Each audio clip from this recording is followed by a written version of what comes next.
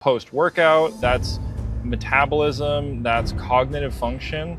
All of the systems in the body can relax when it can rely on oxygen from your environment to come in and help regulate everything. Well, I think what we've been talking about here is like, I love wellness made simple, right? How simple is it to get the quality of the oxygen and the air that we need for life? Like, if we stop breathing, we stop living. It's simple, right? There's certain things that we can go days or weeks on. Like, you can go 40 days without food, but you can't go too far without air and atmosphere, and you certainly can't go too far without water. But we take it for granted in a way, like not to vilify anybody, but like, Yeah. you just take breath for granted. Welcome back, everybody, to this episode of Beyond the Pills. I'm Josh Rimany, pharmacist turned healer. And today I've been thinking about this. There's a story that I keep coming back to. It's one where somewhere does something right. They track their sleep, they take their supplements, they get the 8 hours, and they still wake up tired, still foggy, still wondering why their body feels like it's working against them. But what if the answer isn't in a bottle? What if it's how you breathe? My guest today has built his life in multiple companies around that question.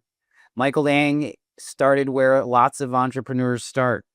He was a product of experiences and broke those experiences because they broke him open. What came out on the other side was a conviction that most of us call exhaustion.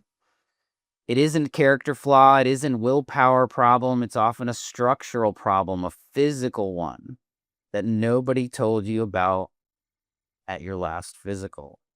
Through Airway Health, Michael works with a clinical team in Austin, Texas, to actually change the structure and function of people's airways, palate expansion, orthodontic alignment. We'll get into all that so that treating sleep apnea at the root becomes possible, not just managing it with machine for life. But it'll also tell you this matters even if you don't have a diagnosis, even if you think you sleep fine.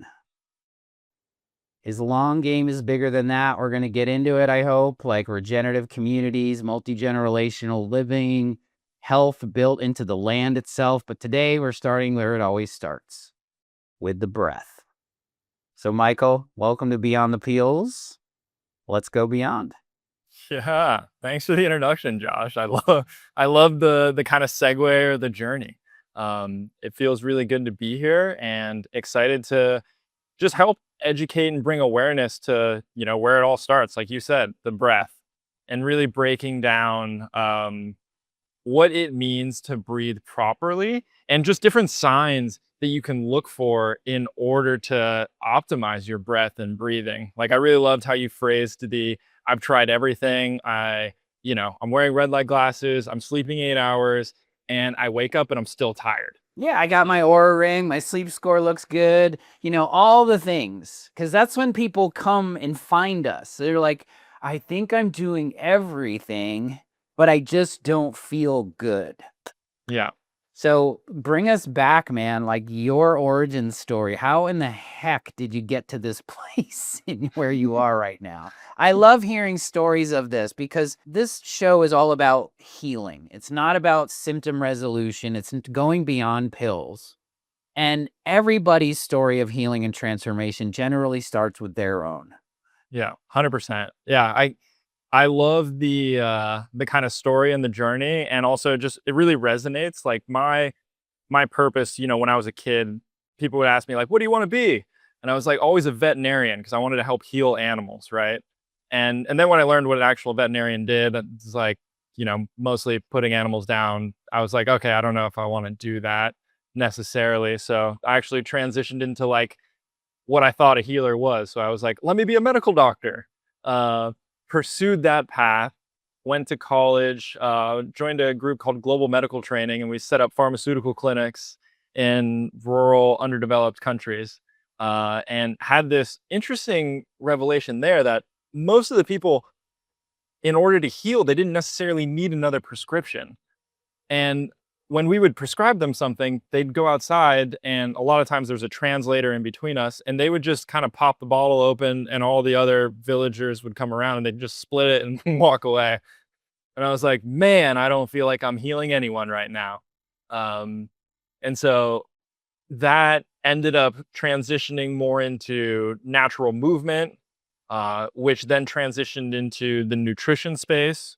I got my master's in nutrition, started doing at USC actually, started doing corporate wellness programming, and then also programs for nutrition and movement at community centers in underserved populations. Felt super empowered there and started to realize that there's really pivotal experiences that people can have, but there's not a lot of support to help integrate back into their everyday life. Like, Right. when Yeah. we were working in this kind of corporate space, it was really cool because we were able to take people and do their blood work before and after and have a 5-day intensive intervention where we would do movement. We would have like all you can eat. It was a whole food plant-based retreat run by Total Health Immersion. So Scott Stoll was leading it. And it was awesome. We were just watching these people like lose pounds, switch out, titrate down their medication, whether it was blood pressure or insulin, because their levels were getting too low. But then afterwards, the adherence to sticking to that was just so low.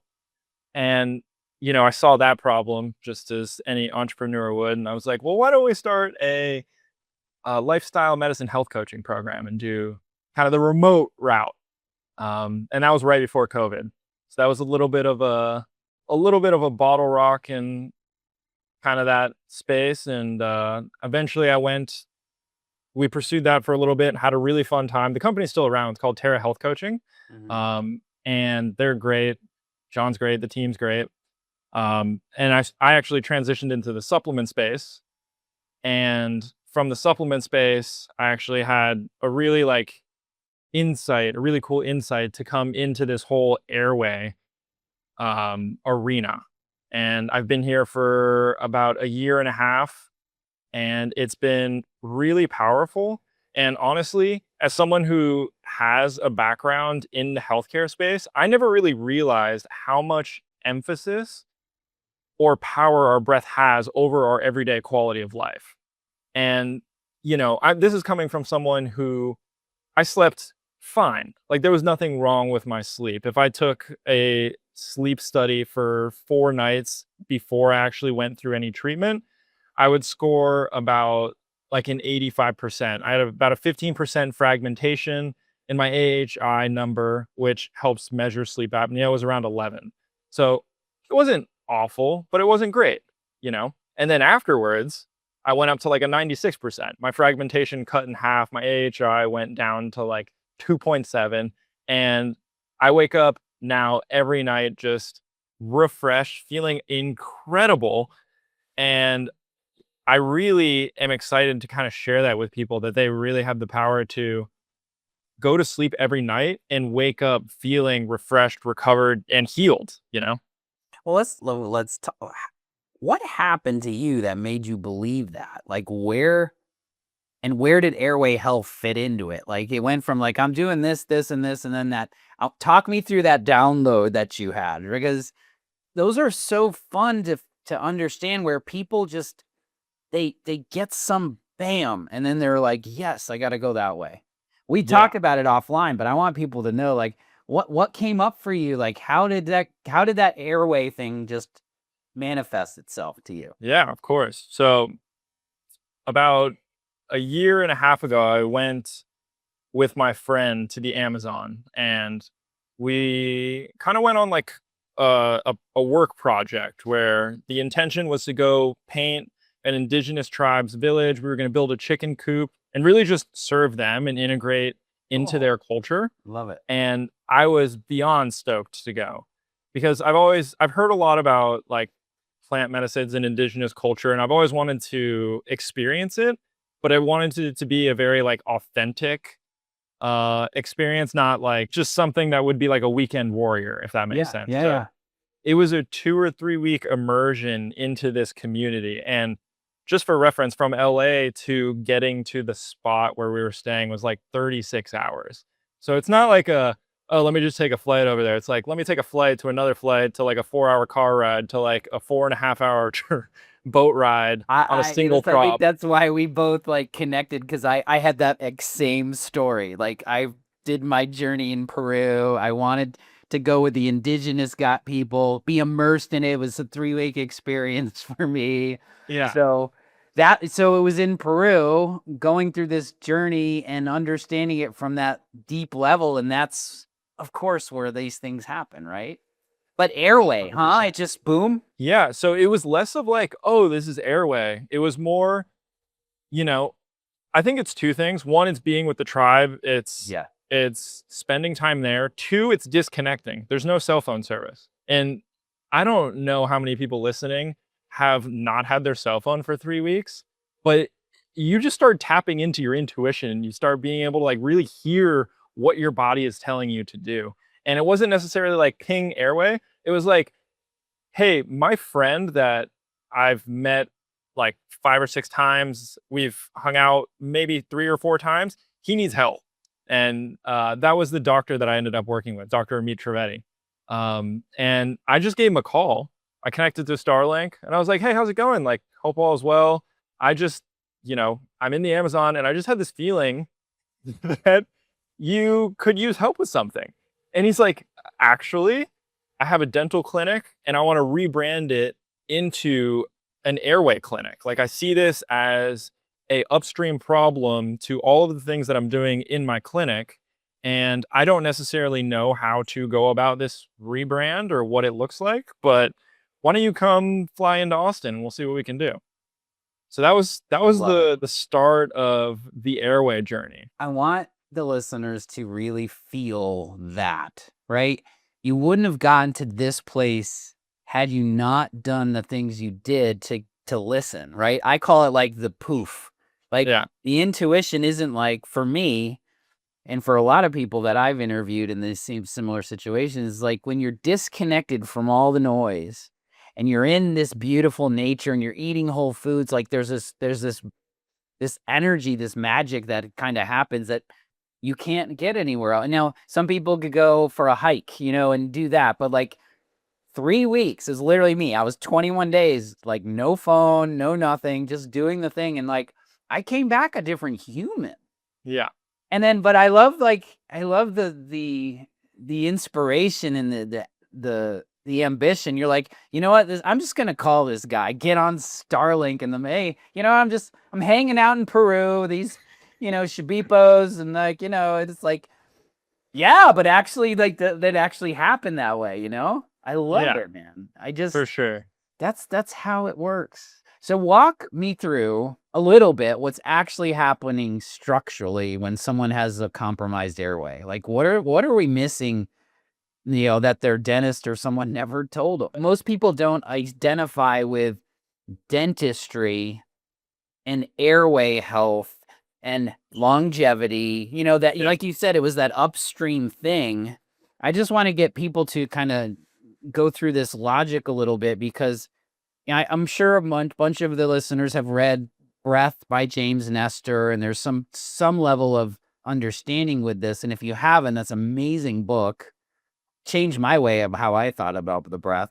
But talk to us a little bit about that. Yeah, 100%. I actually love the James Nestor book, Breathe, too. That changed my relationship with how I breathe and also the attention and awareness that I had to my breath. It got me excited about running. Like the way that he describes running and how he was able to keep like focusing on how he was breathing. Yeah. It it's it's really interesting because before I was like running is boring. But once you start really toning into your breath, it is just another animal. There's just so much depth there. And your tongue placement and how you're breathing, specifically nasal breathing. And so I guess to kind of like bring it back, airway health is essentially how we're exchanging oxygen from out in the universe, the atmosphere, into our body, into our lungs, so that our body can grab that oxygen and emit CO2. And dentists are the ones who are like if you think of like who's in charge of what in healthcare, dentists are the people who are in charge of the mouth. And so, you go to your dentist when there's something wrong with your teeth, and they're the ones that are actually looking at what can dictate whether or not someone has proper development of their airway or not. That's kind of how Dr. Trivedi got put into that space. Is he kept seeing the same things over and over and over again. And he kept like fixing the same fillings, doing the same crowns. And a lot of the times the upstream issue came from a structurally smaller airway. And a lot of the times this is happening because our maxillas, like this bone, our cheekbones right here, are becoming less and less developed. And just like every other bone in our body, at a young age, they get strong and stretched out by usage. Like muscles, us walking, us crawling, are pulling on bones, stretching them out, giving them more length. And historically, other generations, not necessarily post-industrial revolution, we used to have to like tear with our teeth. We used to have to breastfeed continuously. Like our food was hard. And we've transitioned into like soft, mushy convenience that it's just changing the applied forces from a young age all the way until adulthood. And just like any muscle, if you don't use it, you're going to lose it. So over time, our faces, our maxillas, our transpalatal width, like the distance between our two molars here, is getting smaller and smaller and smaller. And it's not at the same rate as our tongue is changing. So our tongue is staying the same. Our tongue is here, it's staying the same. And the space of our molars is getting smaller. And what that's doing is it's going to push our tongue, let's say like this is my face, it's going to push our tongue backwards. Yeah. And when it comes back, what that's going to do is impede on the airway. And so now imagine you have a hallway. I always think of like a school hallway where it's kind of narrow and there might be a couple doors. And when both doors on either end are open, it kind of creates a wind tunnel, right? And the closer that area is, the walls on the school doors are, what it's going to do is it's going to speed up the force at which air is traveling through. Right. So think of that the same way you think of your airway. If you have a smaller airway, as air moves through, the velocity of the air is going to be way higher than if you were to have a lot of room, a lot of space for the air to travel through, because it needs to get down into your lungs and back. Now, we have soft tissue like our tongue and our uvula that are actually going to get like flapped in like strong winds, which can cause like, that's essentially snoring, is the vibration of our soft tissue. And at the same time, if that advances, that's what causes sleep apnea, is when our airway is actually blocked. Does that make sense? Yeah, well, it's the way I hear it is like it's a structural problem. Yes. More, and it's an evolutionary problem that it's the sort of the side effect of our modern day like, yes, we were hunter gatherers eating like bark and like things that were just like, you've got to chew through this stuff. Like, I just think of my dog. Like, my dog has these bones and he eats like this stuff and he's always working the jaw. Yeah. Like we've gotten, you can call it lazy or you can call it modern day, but like if you don't use it, you lose it. But then it's a structural problem that we haven't been able to see or address. We've been putting Band-Aids on it with the traditional method. It's kind of like thinking of it this way too, is like, this is kind of a people problem. This isn't like that guy's problem. It's like, and it's kind of an everybody problem, right? Yeah.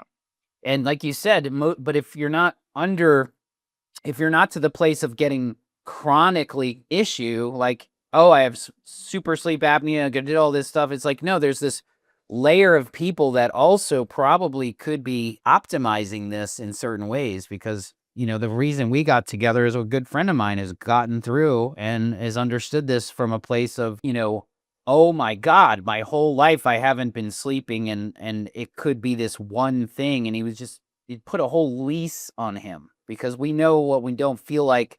But 85 to 96 is kind of the place I want to go, right? I don't want to go from Yeah. like 40% to 60%. You definitely want to just maximize your ability to breathe and exchange oxygen with your environment, because that'll allow your body to heal itself just so much better. And that's like, post workout, that's metabolism, that's cognitive function. All of the systems in the body can relax when it can rely on oxygen from your environment to come in and help regulate everything.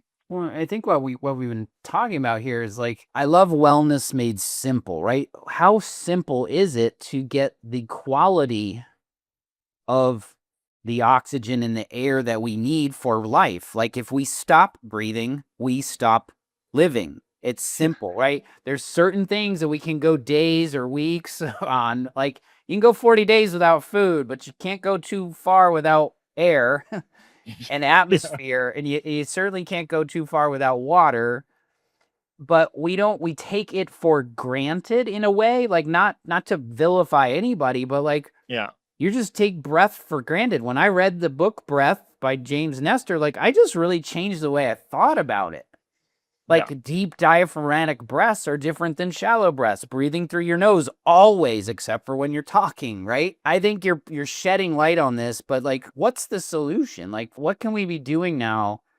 You have this method that you've working with Dr. Tribati. Like, you're working through this process of how do you restructure, like, talk to people about this. Because this Yeah, is of a course. big difference than what people are normal, like the CPAP and like the machine and all that stuff. Like, that's where I think only people go. Yeah. Well, CPAP is like, a grade A Band-Aid. It's like, Yeah. let's introduce positive pressure so that the soft tissue can all get pushed up against the walls and there's no collapsing. And that allows us to bring oxygen in and out. And, we're going kind of the other route. We're like, okay, cool. If our hallway is really narrow, let's expand our hallway out, give it more room so that air can flow more fluidly without any issues. And what we do, there's different levels of treatments. Like for kids, it's a little bit different, but for adults, the main thing we do is palatal expansion. And we have a custom, what's called a custom MASP. So it's a mini screw assisted slow palatal expansion. And it goes up on the roof of your mouth. There's like 4 little tads that hook, and there's a lingual bar in between, and you slowly crank it open. That's the most consistent way to get palatal expansion, and most of the time we'll get around like 5 millimeters of expansion that way. And we track everything with like CT scans, so we're able to see how the face is moving and where it's going to split. And for those people who don't necessarily want to put any TADs or have a permanent structure in their mouth for 8 months, we also have a removable appliance that we use as well too. I actually did the removable appliance, and the difference is that when you do just the removable appliance, one, you have a wild lisp, which is pretty funny to just turn into kind of like a lispy individual. Uh, and two, when you're actually getting that space, you can actually start to see like a gap in between your 2 front teeth. So as your palatal suture kind of like splits, which is the line that connects the upper palate, it's broken into 2 halves. And what we're doing is we're applying pressure so that it moves out laterally. So we do transpalatal expansion. We're going this way. And so some of our appliances that we have, we'll do the transpalatal expansion. And then after that, we have orthodontic alignment. So clear aligners that are actually designed to help align everything while keeping them expanded. You wanted the connection between dentistry, and traditional dentistry is based off constrictive orthodontics. It's like bringing everything together in order to align it. And whenever you bring everything together, you decrease the amount of room in your mouth, and that's that same problem that we were talking about, pushing the tongue back, making the airway smaller. So this is the opposite, is we're pushing it all out. And then aligning.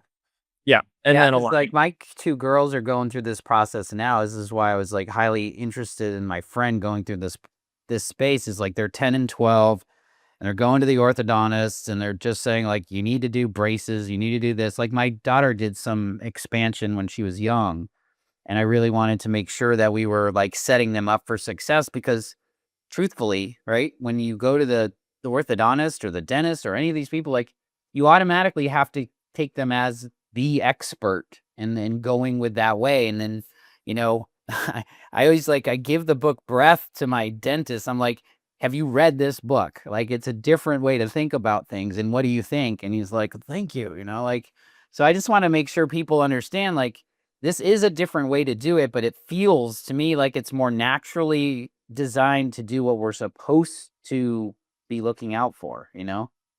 Yeah, 100%. And that's kind of the reason why I started to really become passionate about it because it just makes sense. Like, it's like, oh, okay, I definitely want to make sure that I can develop my jaw so that there's more space in my mouth so I can breathe more efficiently.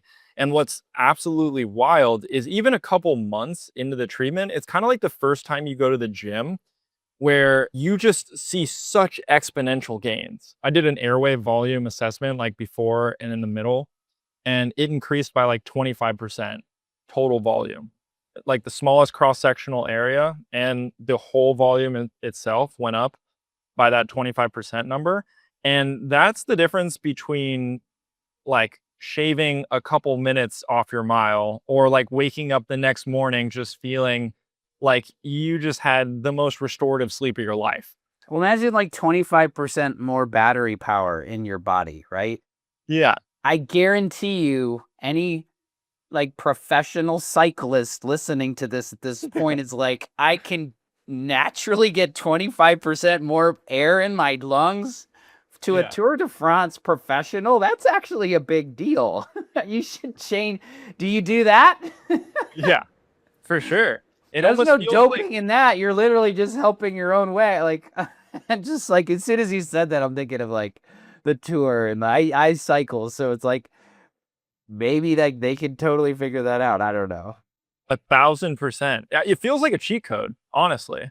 And it's actually really inspiring afterwards to start like training and becoming more athletic because of how much more capacity you Yeah. feel like you It's have. it's VO2 max, like exactly what it's designed for in a different way, right? You're not training the lungs, you're training the hallway, right? You're Yeah. getting just coming in more. How do people get to that place where they understand like they might need something like this? There's 2 different type of people that we were talking about. One is the Yeah. person who needs the CPAP, and the other one is the Tour de France, individual who wants to absolutely optimize. And the best way that we found to kind of do an assessment is 2 different, components. One is a structural examination, and the other one's a functional examination. So, like, the structural is that CBCT imaging, and we take into consideration, like, your height, and your size, and then do a assessment of your transpalatal width and how big your tongue is and what your tongue posture, like where your tongue is sitting. So your tongue posture. So that's like one area. And then the other area is the function of your airway. And that we do through an at-home sleep test. So it's 3 nights. It's a little ring that you can pop on your finger and you can see like, hey, is my airway actually stable throughout the night, allowing me to completely go through REM cycles? So those are the 2 different ways that we use to assess before, during, after treatment so that we can actually see progress and change over the course of our program. That's helpful because I think, the first step is always awareness, right? Like, okay, we're hearing this stuff. Like, this is a real thing. Like, the health and vitality is here. If we're talking about the end result, is like just getting quality good, like you said, like we're getting our 5 cycles of REM and deep sleep. Like, that's 3.5 years of longevity. Like, the studies show it. Like, there is no pill for the ill for that. Everybody wants to know about the next peptide or NAD and all these things. And I always go back to nail your sleep. And Yeah. but then they don't know what to do with that, right? We track, we measure, we do those things. But what if it's the structural piece that most people have a little bit of an issue with? And I think the other side of it is a lot of the clients that I have these days, they're really into optimization. Yeah. They're not just into, they want to be the best versions of themselves. They want to be at the highest level. And it's like, here's one opportunity that you could explore if it aligns with you. And you've got a way and manner in which to do it. One of your clients is my clients. And so I've seen the uptake. I've seen all the diagnostics you've done. It's super thorough and Yeah. it's very advanced. And I really appreciated like the way and manner in which it was sort of presented in that way. Tell me a little bit about that. Cause I think what's this airway stability index? Oh, the ACEs score. Yeah, tell people about that.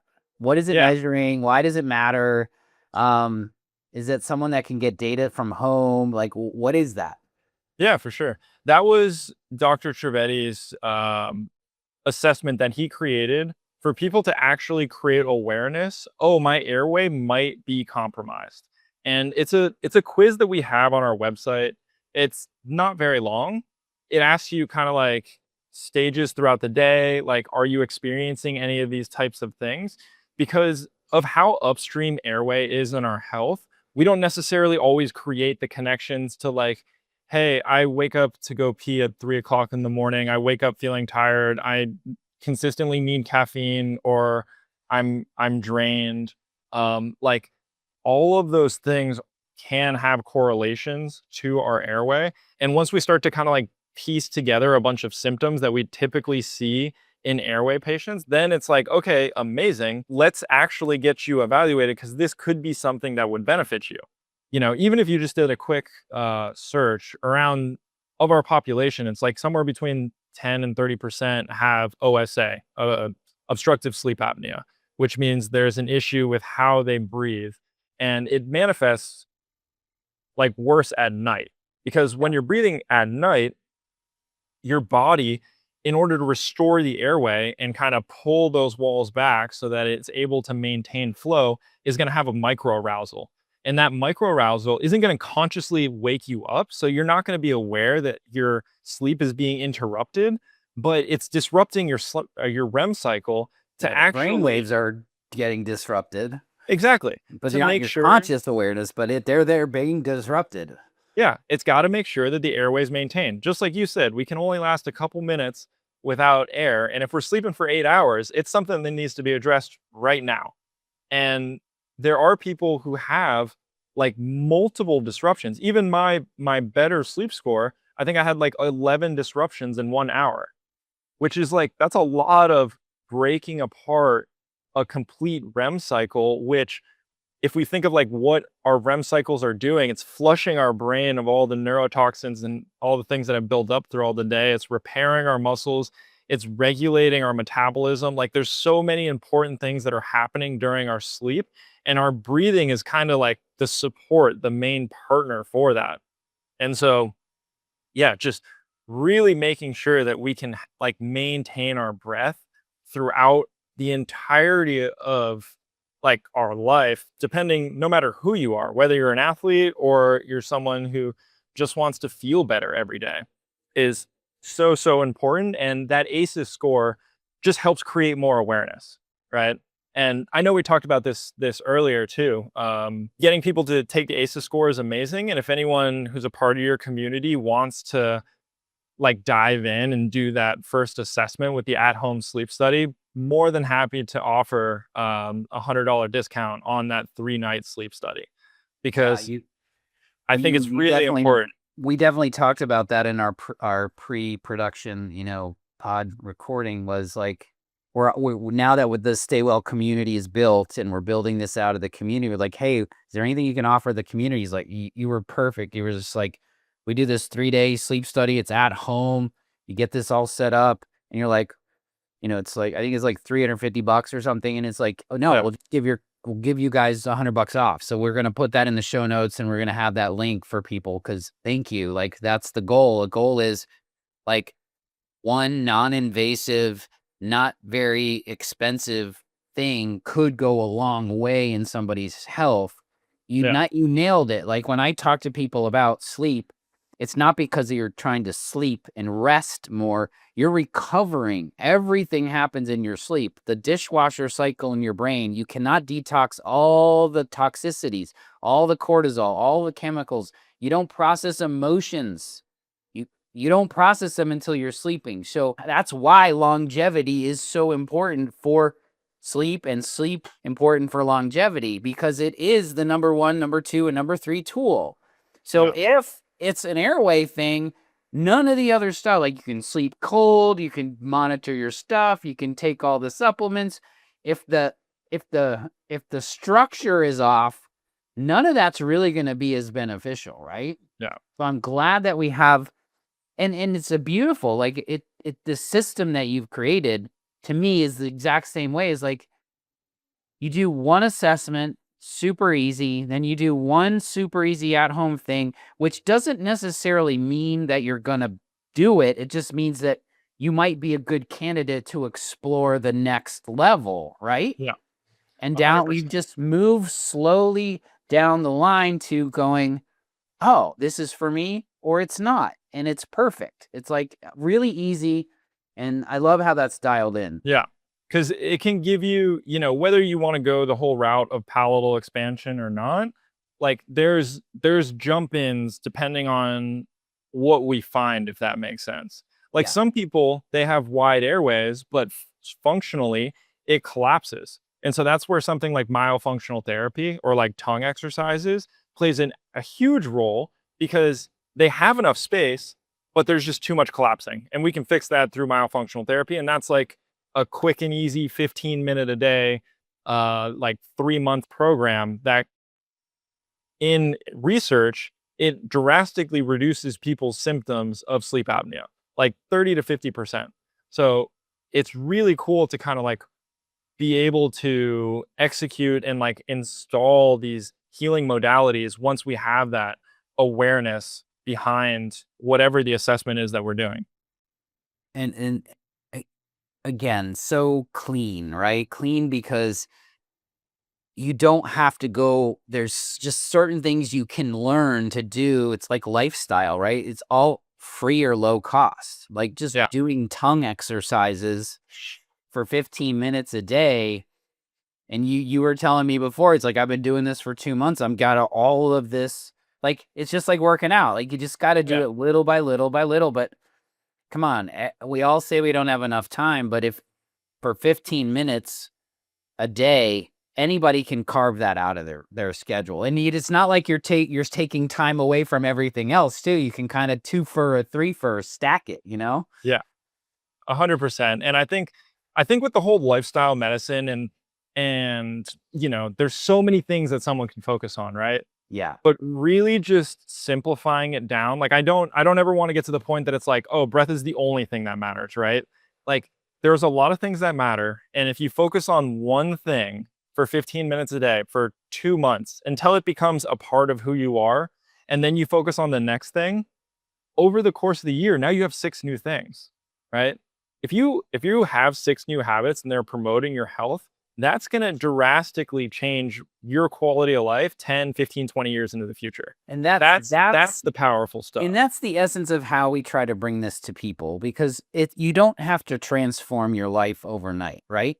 Yeah. But when it becomes a habit, or the neurocircuitry is in there where it just becomes natural, and it doesn't take very long, right? You just said it. It's like, it doesn't take long for neuroscience to wire these habits in, because we know when we brush our teeth, we do it without thinking, right? Yeah. You even you get up in the middle of the night and you put on the coffee machine. Like we're doing all this in the background because we've wired the circuitry.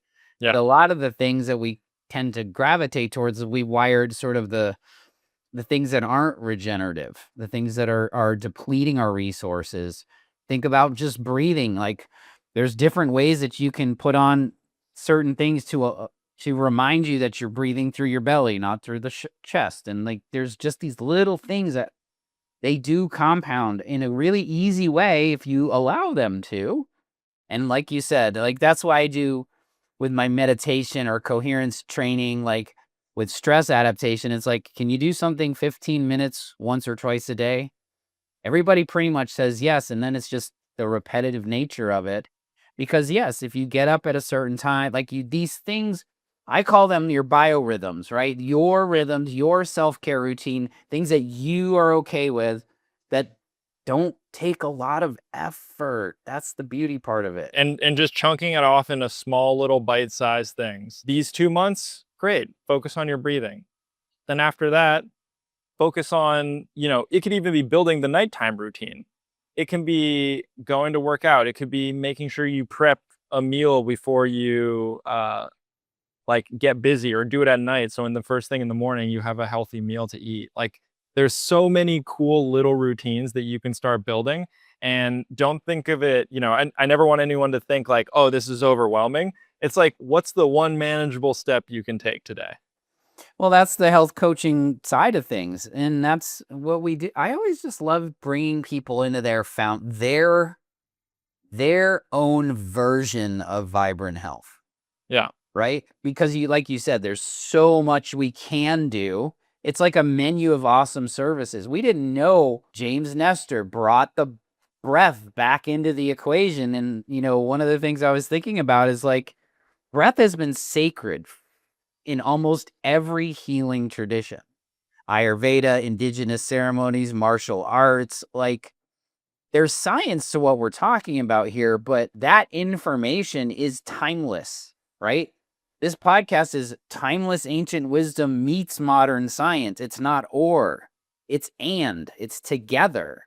Yeah. So these guys have been doing it for thousands of years, and we sort of just forgot about it, right? Like over 500 years, we forgot that breath was actually really important. And how fun is this anthropological way of like, you know what? It's because we don't use our mouth as the same we used to. So it's like the awareness has been lifted, but now we have things we can do, and we can, like you said earlier, it just makes sense. These are when things really just make sense, where you don't have to analyze and think and talk about, is it going to be for me? Is it going to work? It's like, no, this actually just makes sense. These are one of those things that makes sense. Like for me, meditation makes sense because when I've done it and I've applied it to my life, I can't go without it anymore. Some people like to do breath work. That's something like cold plunges. We know all the science on all this stuff, but it's like, how does it fit into your personal space? Do something, not just don't do nothing, For sure. And it's interesting because the more developed we become, the more conveniences that we create. And then we don't realize the health implications until it's too late. And then now we have to just talking about this with one of my awesome friends today. Let's go. We're literally talking about this. Like, if you look at the totality of life, it's like, yes, all of our modern conveniences have gotten us to the place where we eat all this food that's really bad for us. We have all this technology that we can't stop anymore. It's all dopamine hits and death scrolls. We know it all exists, yet we still do it. And then I'm looking at you go to Peru, it doesn't even exist. It's not in their consciousness because they don't have internet. They have to eat from the food. And they're living in dirt huts. And I see smiles from left miles away on these kids having so much beauty in their life.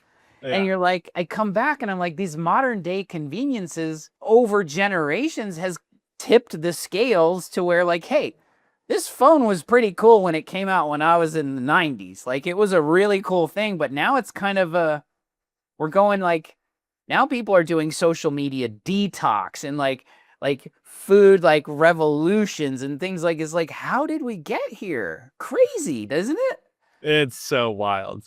And, I think it's this whole airway concept ideally becomes integrated so that we can revert back to developing kids in a way that actually expands their maxilla so that they don't have to put an appliance in the upper palate of their mouth to create more space so that their tongue can sit properly and create a seal for nasal breathing.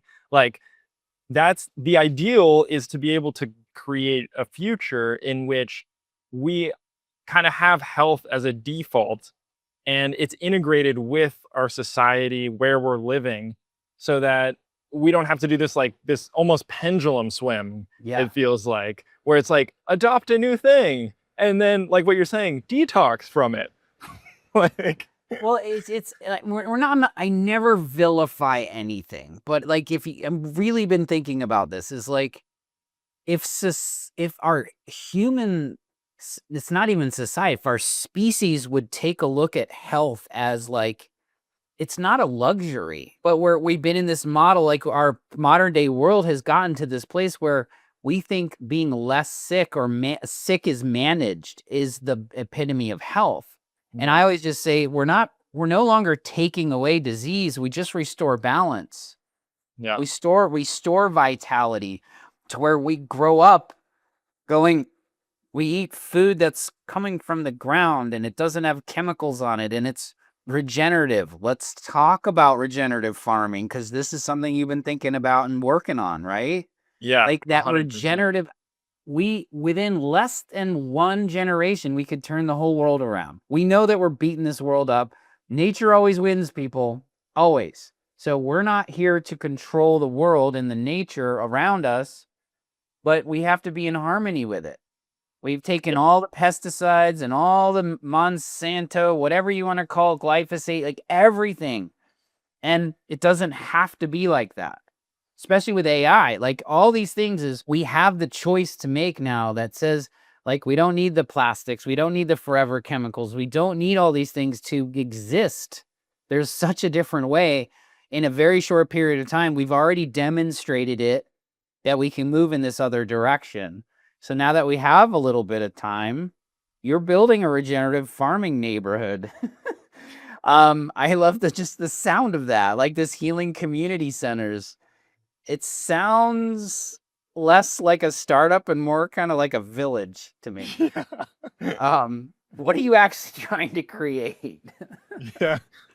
A village, a healthy cult, almost to kind of the portrayed feeling after that introduction to it. But it would just be an area at which health, like what we were saying, health is a default. People are able to grow up and be able to pick food off of trees and go grab like lettuces or eggs from like the chicken coop and just restore our connection with how we actually grow our food. Because a lot of the time, I mean, I would be shook if it was over like 10% of our urban population has actually stepped foot and put their hands in the soil where their food is grown. Like it is just the disconnect is so massive. And I don't necessarily think that it has to be that way. Like we have country clubs where there's 18 holes of just grass and it's watered every day. And if we replaced that with a bunch of edible food, you know, perennials and annuals, just different crops that integrate really well together and create symbiotic relationships, we could have a flourishing ecosystem where we are fed off the land. And you know, the clubhouses can be that space where people gather, where the food is aggregated. You know, there's workout classes happening and creating a space where there is purpose for our elderly. So I grew up in South Florida, and a lot of people around like my stage growing up, it wasn't necessarily as popular. And so there was a lot of people retiring. And it was kind of like the place people go to retire. And my grandma, she actually has like really bad dementia and Alzheimer's right now, but she was in a elderly living retirement community. And there's just hundreds of homes of elderly people just sitting around watching TV. And my grandma was the best cook. She just loves having kids around, but the environment in which like society is putting our elderly in isn't conducive of essentially giving them any sense of purpose. And I think for our like, you know, our future generations, having a stronger sense of community, splitting up the demographics so that elderly can have purpose and at the same time alleviate some of the young parents from the responsibility of having kids and have that ability to go in and actually restore our nutrients into the soil while feeding ourselves. Like, it's just a concept that it makes so much sense. Well, Um, it's a- it's exactly the way we used to live yeah, at the same time. Like, I love this space and I love these conversations. So thank you, because it literally, we're remembering things that we've forgotten at the same time of utilizing it in the modern day world, yeah, right? 100%. So good. So And good. it's all happening. I actually had, I don't even remember if I talked to you about this or not, but my friend just texted me that he got 159 acres of farmland in Fillmore, California. Um, and he's like, it's an avocado and orange farm, and I'm switching it over to organic, and then it's going to become regenerative. But I just got all this land, and I'd love to have you over so we can talk about what it looks like to start building community here. So And I was cool. like, yes, this is it manifesting itself. It's Well, definitely that's the thing, is like gonna these come. things that make sense, they're just vibratory energies that it will happen without us. Like, evolution in this way is going to happen with or without us. And it's like you said, it's like it's happening. Whether or without me, it's just it's happening, right? Yeah. Because it's out there. This is what we're doing. This is what we're moving toward. For sure. And I think when we put ourselves in that type of environment, that type of situation of being connected with the earth, being connected with like a family unit, having a stronger sense of community, a stronger sense of connection towards our food, like everything in our life becomes simpler. Like our mental health is just so much better. I just actually did this video on like what happiness is, and essentially it's like being present and grateful. And when you have an environment that's conducive of you to be present where you are physically, it just default makes you more grateful. As opposed to, on the other hand, it's really easy to like, get wired into social media or other technologies that'll take you and start to put you into like, oh, I wish my life was here. Or like you kind of get into that comparison type of state. Um, Well, and you're completely not present either. And there's yeah. probably not a whole lot of gratitude coming from that. For sure. So, yeah, I think it's gonna be fun to be way more intentional. Now that we have all these technologies, it's gonna be way more fun to be intentional about what we're creating and the impact that it has on our quality of life for both our health and, like, the amount of time we have to spend in order to get things done. I think that's where the AI and the technology should be focused on, right? We can save the Yeah. planet in less than a generation. And what are we going to do with more of that time if AI and other things are going to be able to do that for us? Like, the other flip side of that pendulum is we get more lazy, we eat less good, and we sit there and like that other dystopia happens. And it's like, no, Yeah. I don't want that. I want to be in nature. I want to help people. I want to do things that I need to do. Yeah. Um, what do you rapid fire here, because we're getting ready to like make this and wrap it up, but like, what do you believe that most of your peers in the health and wellness space won't say out loud? That's a good question. Whatever comes to you. This is rapid fire. You know what I'm Yeah. about. I would say the thing that most people won't say is that their opinion or belief around health is really only one or two deviations away from everybody else.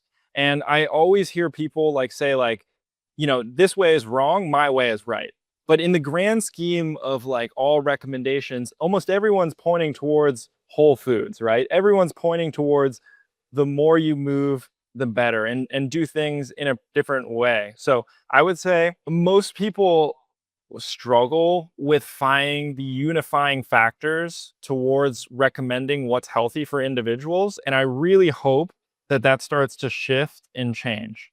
Like that's what I'm really excited about. I love that answer. It brought me to the conversation I had with someone that opened my eyes, because I think in health care, sick care, health care, however we want to look at it, is we focus on the very specifics, right? The doctor, that's the surgeon on the wrist, like getting it all the way down where it's very structured that way. It's deep, right? You go Yeah. very deep because you're very aligned with a specialty. Yeah. And I think society, I go deep, but I also go wide. Like you talked about, it's like it's wide. Like Whole Foods doesn't have to be paleo, doesn't have to, it's like it's Whole Foods. It's a wide thing that I think people get afraid of. And I think that's what you just said to me. We're we won't say that out loud because it's too, people can't wrap their head around that thing that can get instant gratification. I was like, no, just cut out all the crap in your food. If you can't pronounce it, don't eat it. Yeah. Or, whatever's Whole Foods, and do it for 30 days, see how you feel. Like those things are very simple, but we just, like, it flows right off, right? And I don't know the answer to the question, to the solution to that, but that's exactly what I took out of that. So thank you so much for that. Yeah, of course. If someone's listening today and suspecting their airway might be a part of that story, what's the first thing they can actually do this week? I would say that ACEs quiz that we talked about Is is that on your website? 3 minutes. Yeah, it's on the website, What's the website so people know? airwayhealth.com. And there's a banner up at the top. It says evaluations. When you hover over it, it'll have a drop down of, we've got structural evaluations. We have the sleep analysis that we talked about. All the way at the bottom, it says the airway stability index, 2-minute airway stability index. So that would be the first step, is just go in and see if the things that you're experiencing might be related to your airway. Where can people link in with you? You're on Insta, you're on all the channels. Yeah. So my personal page is just my name, Michael_Laing. And then the company page is Airway Health. So check them out, airwayhealth.com. We'll have now that we have our community, like our Stay Well community, we've got our online, web app. So we are having resources now. So we're going to be putting these resources in the vault. GoBeyondThePills.com. We're going to be moving that to Stay Well Institute. But right now, you can access these things. So when we drop this episode, all these resources are going to be available to the community. So we can grow, and together we grow is a philosophy I have. So thank you for that. I appreciate you coming on today, Michael. I know that this is just the beginning, not the end for our journeys. If you could prescribe one thing, not a supplement, not a device, just a practice or a shift, what would it be? I'd say intentional nasal breathing. Find that point at which you can still maintain breathing through your nose. Put your tongue, we'll go through the whole thing. So we're going to find the T spot. So this is the proper tongue posture for sealing the tongue to the roof of your mouth while you're nasal breathing. So say the word Tigger. And as soon as you say T on the Tigger, your tongue kind of goes right behind the front teeth. Yeah. Right. And that's the T spot. Now from there, that's where you want your tongue to rest. You don't want it jamming into the front of your teeth, because over time, what that's going to do is kind of push your teeth out. The T spot is exactly where you want to be. And from there, you can kind of like suction the rest of the tongue up just lightly. So it pulls up, and then you have a seal. Now, maintaining that seal makes nasal breathing so easy and also creates a ton of awareness around it. And like I said, finding a point where you're, whether it's like power walking, washing dishes, gardening, like going to the grocery store, shopping for things, just focusing on your breath, on that nasal breathing, creating that awareness is really going to just bring you into the present moment. And I think that's such a powerful thing that anyone can do. That doesn't cost any money. You can do it at any given time of the day. That is my hope, that people take a little bit of that skill and apply it to their lives. Love it. Simple, easy, fun. Yeah, it is so fun. Being healthy is really fun. I think it's honestly one of the most fun things that I've ever done. It's like at first it might seem a little bit daunting, but once you start to feel it, it becomes just something that compounds over time, and it's really fun. Well, we got to put the fun back in the world, right? Like it doesn't have to be We don't suffer when we're healthy. We don't suffer when we're vibrantly healthy and we wake up with all the energy that we have. I love it. Michael, this has been amazing. Thank you so much, my brother, for just showing up in the world that you where and how you do it. Can't wait to visit you in Austin, and we'll go from there. Amazing. Yeah, thanks for having me, Josh, and excited to keep the ball rolling. Sounds good. All right, guys, that's a wrap. Until next time, stay well.